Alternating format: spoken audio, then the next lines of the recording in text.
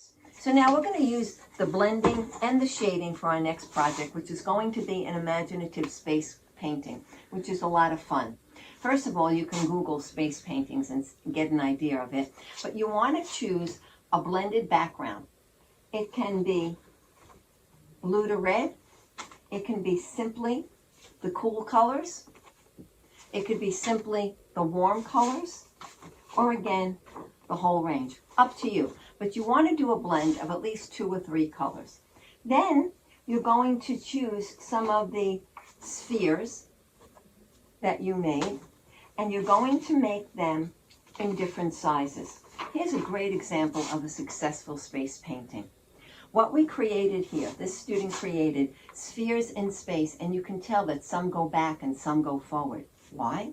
Because when you make things different sizes, when you make them overlap or different colors, they'll tend to move back and forth.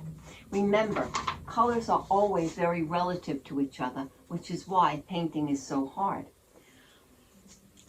Colors that tend to advance are the warm colors. If you make them intense or light or thick, they'll tend to go forward. Colors that are cooled or grayed or thinly applied, they tend to go back. So it's sort of a bunch of magic tricks. But if you look at a painting like this, this is great. The bigger one naturally advances. The smaller ones tend to go back. So here's another very successful space painting. And you see, it doesn't have to be that complicated. It works great. Overlapping always makes something seem like it comes in front, and this person overlapped a light, intense color, the yellow. Made the others different sizes, and there's a minimum of shading, not a lot, but it works great. So everyone that sent in work is going to be able to do this. Here's another one. Now, I didn't tell you this, but you can use more than spheres. You can use different shapes, and I'm going to show you in the PowerPoint different cylindrical shapes or different triangular shapes that you might want to use in addition to your spheres. You don't have to. The project will involve at least 4 to 6 objects floating around in space. And something like this works just fine. Or you can get a little more complicated with the different shapes. I want you to have fun with this. If you go and look at space paintings, you can. Now, not everybody did the same blended background. One of my students did something like this, which was fine. It was a blend of many, many colors. That's okay too. Use your imagination. Another one of my students decided to use only the very black triangular shapes and made this wonderful design all shaded up. Okay? It's up to you. One advantage, if you're having trouble shading with the triangular shapes, is that you can make each side a slightly different tone, and it'll look three-dimensional. Okay, so here's a handout I'll give you, and this is what I mean by using other shapes. You've traced these before. I think you've drawn them. And if you just make each side of the cube a different tone, if you have trouble blending, you can get a three-dimensional shape. So if you want, you can use these.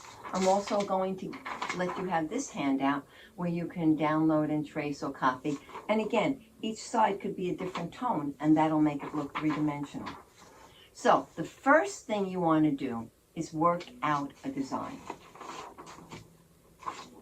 I took this large piece of paper, I broke it into 4 sections, and I worked out 4 designs to try to get something that I like. So you're going to take a piece of paper and play around with different shapes in space. Try to get them to look like they're floating in and out of each other, or that some are more advanced and coming forward more than the others. Okay, so I came up with this really nice design that I liked. And you can see it looks like the objects are floating in space. That comes forward, that moves, that goes back, that goes back. Okay, so you're going to take a nice little drawing that you like. Of course, by the time I got to my painting, I changed it around a bit, and it looks something like this. So you can see that each object is shaded. This one, there's one shade here, another shade here, and these 2 are very large. Actually, this one is very large. But they don't seem to stand out from each other all that much. So I can change that. If I make this very dark, wait do you see what's going to happen to this sphere that I have. Once I make it darker, it's going to pop out in front of the sphere next to it. And that's the fun and the beauty of this project, that you can just play with your colors and have them move back and forth according to the colors that you put in them. I'm going to go over it again. I always work with my paper towel. That makes me feel really comfortable because that's a little wet. And I'm going to darken this. You see how it's starting to get dark and stand out in front of that little planet? If I make it even darker, here we go. It's really going to stand out a lot. And that's the idea, to have the objects look as if they're moving back and forth in space. So when I do something like this, you can see how that large piece, besides being large because I made it so dark, is standing out from the others. Again, in terms of this, if you have trouble shading, here's a triangle, here's another triangle. You can simply make them two different tones.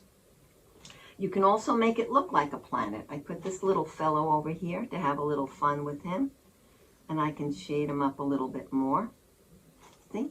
Now, look what happens when I shade him up more. It interferes more with the big planet because I made this too dark. So I'm going to go back and I'm going to make it lighter. And it's going to move back. It starts to move back. And now if I gray it, by adding its complementary yellow, and I make it a little bit not as strong and grayed, you're going to see it's going to move back even more. Yes, it certainly does. So it steps back from that large blue planet. So you can play with the colors and adjust them. Now I'm going to go and put back the little bit of the halo around it. I'll shade that up a little bit. I might give it a little bit of a shade here. And it will stay in the background. Now, I might also, if you want something to stand out, I'm going to take this dark and I'm going to shade this up a little bit. And you'll see that this will stand out even more because 3 dimensions tend to pop forward. And you'll see once I finish my blending, you got to be patient. Blending might take a little bit of time. And I'm going to make this side a tad darker.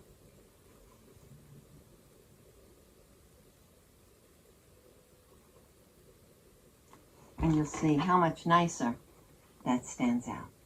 Okay? Okay. So now you can play with the whole thing. Whoops, I just put my finger in that, didn't I? Let me fix that up. Here we go. Okay. So now, let's say I want this form to stand out more. Well, I'll make that lighter. So I'm going to go in there, I'm going to wash my brush. I'm going to take my little bit of yellow, take some white, and I can make this nice and bright.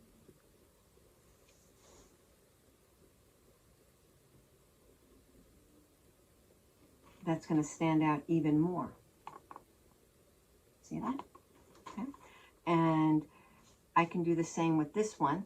Now, if I make this as bright, that probably won't work because I want it to be in the background. So if you want, see, it doesn't work. I'll gray it out. Anytime you want something to go back, gray it. Just don't make it as strong in color and tone. I'm going to put a little purple in it, push it back, and that's going to look really, really nice. Okay. Again, I like always giving it sometimes a hint of a light over there, light over there. And now I have them working like this. Okay. So you can go on and play with this stuff. I think I want to put a little bit of a darker edge to this. What I like about this project is that there are really no rules. You really get to play with this yourself the way you want to.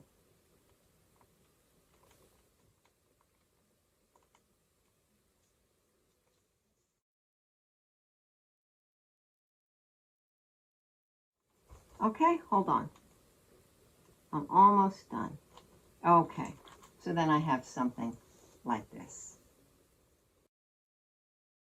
So this board is small. You can do it on a large board. In fact, the larger the board or the canvas, the easier it is. It's easier to shape.